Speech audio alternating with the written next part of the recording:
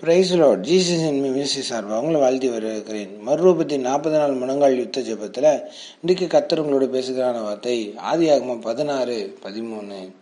அப்பொழுது அவள், என்னை காண்பவரை நானும் இவ்விடத்தில் கண்டேன் அல்லவா என்று சொல்லி தன்னோட பேசின கர்த்தருக்கு நீர் என்னை காண்கிற தேவன் என்று பெயரிட்டாள்.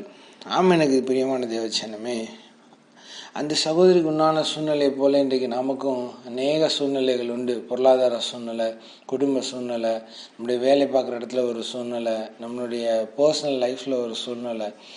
இது நான் யார்கிட்ட போய் சொல்லுவேன் அப்படின்னு சொல்லி கலங்கி தவிச்சுக்கிட்டு இருக்கிறீங்களா? அன்றைக்கு அந்த சூழ்நிலையின் மத்தியில் அவள் கர்த்தரை நோக்கி விசுவாசமான வார்த்தைகளை பேசும் பொழுது தான் கர்த்தர் அவளுக்கு விடுதலை கொடுத்தார். ஆமேன். ஒரு துறவு அந்த இடத்துல காணப்பட்டது. இன்றைக்கு நம்முடைய வாழ்க்கையில துறவு காணப்படுமா என்ற ஒரு விசுவாசமே இல்லாத ஒரு சூழ்நிலையில் இருக்கிறோம். நெருக்கத்துல இந்த எண்ணெய் கர்த்தர் விசாலத்திலே வைத்தார்னு அப்படின்னு சொல்லி நம்மளுடைய நெருக்கத்துல அப்படி ஒரு வார்த்தைகளை நம்மளால சொல்ல முடியல. காரணம் என்ன அப்படின்னா, இந்த மனுஷ சத்தத்துக்கு செவி கொடுக்கிறது. அப்போ நம்ம மனுஷனுடைய சத்தத்துக்கு எவ்வளவுக்கு எவ்வளோ செவி கொடுக்குறோமோ, மனுஷங்களால் என்ன செய்ய முடியுமா, தன்னுடைய அனுபவங்களை வச்சு அவங்க பார்த்து கேட்ட விஷயங்கள் நம்மளுக்கு சொல்லி கொடுக்க முடியும். அடுத்து என்ன காரியங்கள் நடக்கணும் அப்படின்றது அவங்களுக்கு தெரியவே தெரியாது. எல்லாமே அவங்க ஒரு ஐடியாவில் சொல்லி கொடுப்பாங்களே தவிர, ஆனால் கர்த்தர் உங்களுடைய வாழ்க்கையில் எப்படிப்பட்ட ஆலோசனைகளை கொடுப்பாருன்னு சொன்னால், இதுதான் நடக்கும்னு அவருக்கு நல்லாவே தெரியும். இப்படி பண்ணால் இப்படி நடக்கும்ன்றதை கர்த்தர் திட்டமாக உங்கள்கிட்ட பேசுவார். ஆனால் நம்ம என்ன பண்ணுறோன்னா, ஆண்டோடைய சத்தத்துக்கு செவி கொடுக்குறதே இல்லை. நம்ம பார்க்குற சூழ்நிலைக்கும் ஆண்டவர் சொல்கிற வார்த்தைக்கு சம்மந்தமே இல்லை அப்படின்ற மாதிரி தான் அநேக சூழ்நிலைகளில் இருக்கும். ஆனால் அந்த வார்த்தைகளை சொல்லி அந்த வார்த்தைகளை நம்ம பிடிச்சிக்கிட்டு சிங்கத்தை போல தைரியமாக இருக்கும் பொழுது, அந்த பர்வதமாகவே இருந்தாலும் உயர்ந்த மலைகளாக இருந்தாலும் கர்த்தர் அதை சமபூமியாய் மாற்றுவார். ஆமென். இத்தனை பேர் விசுவாசிக்கிறீங்க?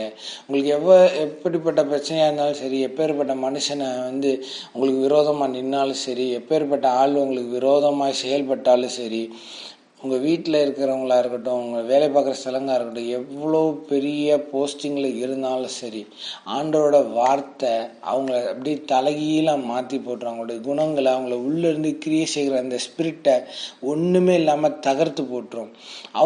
அவங்களும் உங்களுக்கு தயவு செய்யும்படியாக அவங்களையும் தன்னுடைய சுபாவங்களை மாற்றி அமைத்து கொடுக்கறது தேவனோட வார்த்தைக்கு அப்படிப்பட்ட ஒரு வல்லமை இருக்குது.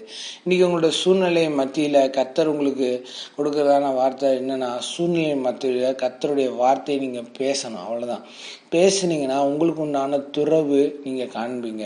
தேவனோட வார்த்தைக்கு நீங்கள் செவி கொடுத்து அதன்படி நீங்கள் நடக்கும் பொழுது அப்படிப்பட்ட ஒரு நல்ல இருதயம் உங்களுக்கு இருக்கும் என்று சொன்னால், பலவீனமான பாண்டம், பலவீனமான இருதயம் எனக்கு இருக்குது, என்னால் இதை முடியல, எத்தனை நாட்கள் நான் சகித்து கொண்டேன்.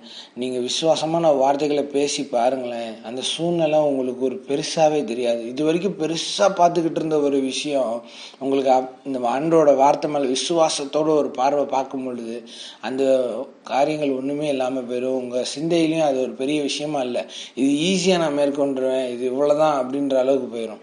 அப்போ அப்படிப்பட்ட ஒரு தைரியமான ஒரு சிந்தை, அப்படிப்பட்ட ஒரு விசுவாசமான வார்த்தைகளை பேசும்படியாக ஆவியார் இந்த காலை வேளையில் நம்மளை மறுரூபப்படுத்த முடியாது. நம்ம செபிப்போம்மா. அன்பின் பரலோக தகப்பனே, இந்த நல்ல வேலைக்கு நன்றி செலுத்துக்கிறோம்ப்பா. ஆண்டவரே, இந்த காலை வேளையில் கர்த்தர் எங்களுக்கு தைரியத்தின் ஆவி எங்களுக்கு கொடுக்க முடியாது நாங்கள் செபிக்கிறோம்.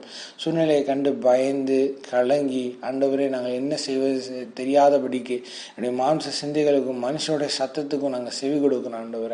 ஆண்டவரே இந்த சூழ்நிலையை மேற்கொள்ளுகிறதுக்கு நீங்கள் எங்களுக்கு உதவி செய்யலைன்னா கண்டிப்பாக அந்த சூழ்நிலை எங்களால் மேற்கொள்ள முடியாதுப்பா. அநேக சூழ்நிலை உங்களோட பிள்ளைகள் அகப்பட்டு கொண்டு இருக்கிறாங்க. அநேகர் பொருளாதாரத்திலையும், அநேகர் குடும்ப சூழ்நிலைகள்லையும், அநேகர் நிந்திக்கப்பட்டு அவமதிக்கப்பட்டு இருக்கிறாங்க. அநேகருடைய சொத்துக்கள், அநேக காரியங்கள் எல்லாமே பிளாக் ஆகி கிடக்குது. அதை மேற்கொள்ள முடியாதபடிக்கு மனுஷங்க காட்டுற அந்த பயத்தின் நிமித்தம், அந்த இடரலான பேச்சுக்களின் நிமித்தம் பிள்ளைகள் இடறி போய் கலங்கி நிற்கிறாங்கப்பா. இயேசுவின் நாமத்தினால இந்த காலை வேலையில செபிக்கிறேன்ப்பா. பிள்ளைகளுக்கு ஒரு அற்புத விடுதலை உண்டாகட்டும். ஆண்டவரே, எப்பத்தா வானத்தின் வாசல் திறக்கப்படுவதாக நான் செபிக்கிறேன்ப்பா. ஆண்டவரே, ஒரு துறவை காண உதவி செய்யுங்க. சூழ்நிலையின் மத்தியில் இறையாத அமைதலாயிருன்னு சொல்லத்தக்கதாய் ஆண்டவரே, இப்படிப்பட்ட ஒரு விசுவாசமான வார்த்தைகளை பிள்ளைகளுக்குள்ள வைக்க முடியாது நான் செபிக்கிறேன். ஆண்டவரே, இவங்க பேசுகிற வார்த்தை உங்களுக்கு எதிராக இருக்கிற நபருக்குள்ள இருந்து இயக்குகிற அந்த பிசாசின் கிரியைகளை தகர்த்து போடணும். அது வல்லமை இல்லாமல் இயேசுவின் நாமத்தினால பொசுங்கி போவதா செய்வதற்காக இயேசுவின் நாமத்தினால் அந்த மனுஷங்க கிட்ட இருந்து யார் எதிர்மறையா நின்னாங்களோ அவங்களிடத்துல இருந்தே தயவு கிடைக்க கர்த்தர் கிருபை பாராட்டும்படியாக நாங்கள் செபிக்கிறோம்ப்பா. ஆண்டவரே, கர்த்தர் இந்த நாளில் மறுரூபத்தின் இருதயத்தை எங்களுக்கு உண்டு பண்ணதுக்காண்டி ஸ்தோத்திரம். இந்த நாள் நம்முடைய வார்த்தையை வைத்து நாங்கள் விசுவாசமா இந்த நாளை துவங்குகிறோம்ப்பா. கர்த்தர் பெரிய காரியங்களை செய்யுங்க. இயேசுவின் நாமத்தின் நல்ல பிதாவே, ஆமென்.